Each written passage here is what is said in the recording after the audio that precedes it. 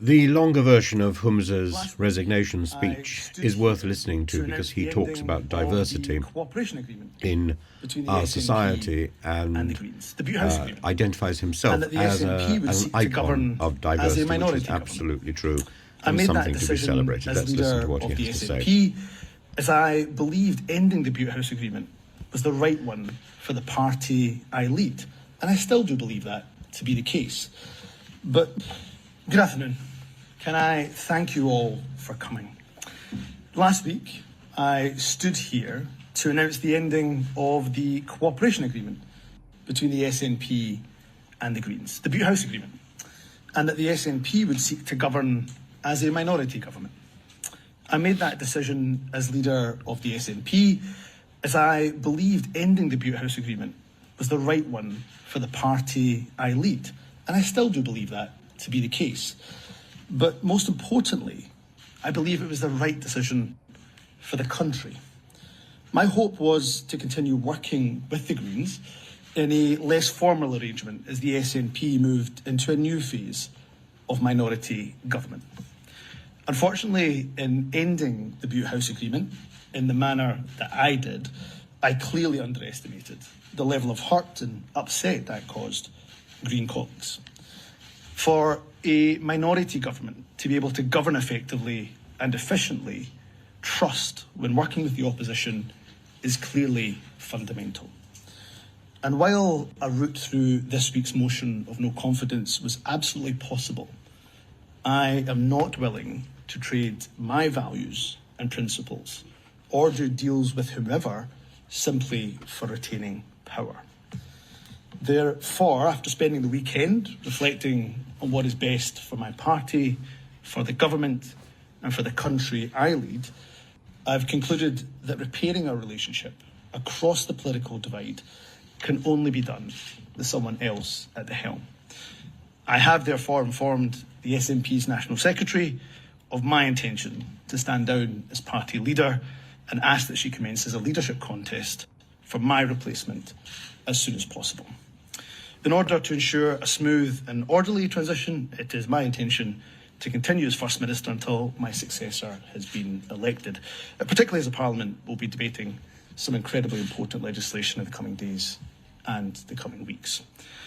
I cannot tell you what an honour it is being the First Minister of the country I love, the country I'm raising my family in, and the only country I will ever call home.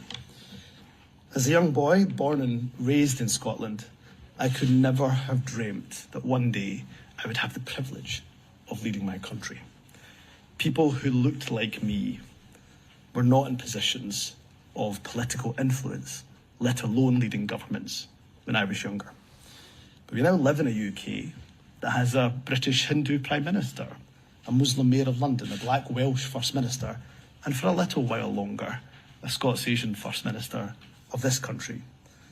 So for those who decry that multiculturalism has failed across the UK, I would suggest that the evidence is quite to the contrary, and that is something we should all celebrate.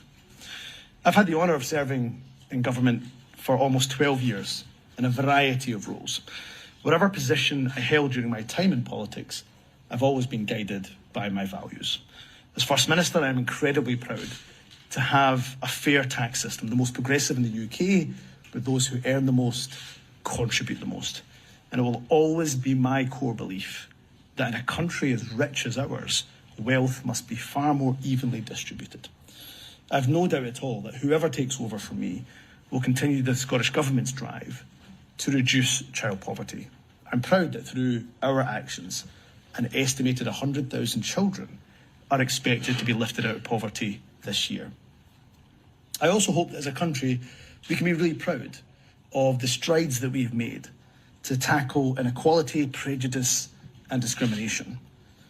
But let's also acknowledge that far too often in our country, hatred continues to rear its ugly head. In a world where every issue seems to descend into a toxic culture war, it is often the most marginalised in our society who bear the brunt. As politicians of all political parties, we're privileged to have a platform Each and every one of us must resist the temptation of populism at the expense of minorities, particularly in a general election year. I've often said that as a minority myself, my rights don't exist in a vacuum. They're only protected because the rights of everyone are protected. And from the backbenches of the Scottish Parliament, I will continue to champion the voices and the rights of those, the rights and the voices of those who are not often heard, be that at home or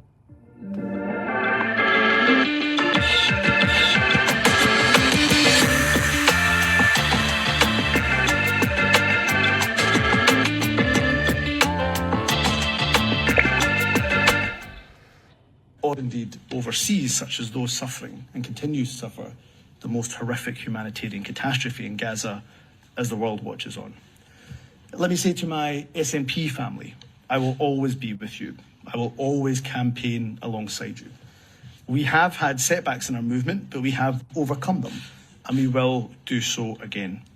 Independence feels frustratingly close, and believe me, no one feels that frustration more than the leader of the SNP.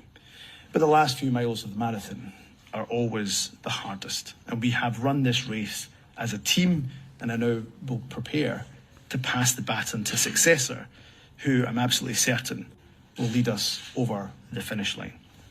And I will tell you today what I will say to At that the end, he successor. talks about passing the baton on to his successor, and he's looking forward to some sort of independence. I don't share his enthusiasm for that at all, but I think he is right to step to one side. I don't think it's going to stop the vote of confidence, which may well be the calculation. I think there will be a vote of confidence in the SNP, and if Alba get in behind the SNP, I suspect the SNP will survive that, but it will be wounded, and there'll be no point in a vote of confidence in Humza himself. And I suppose that is also something which was part of the calculation. He will survive one vote of confidence, and the other vote of confidence simply will not happen.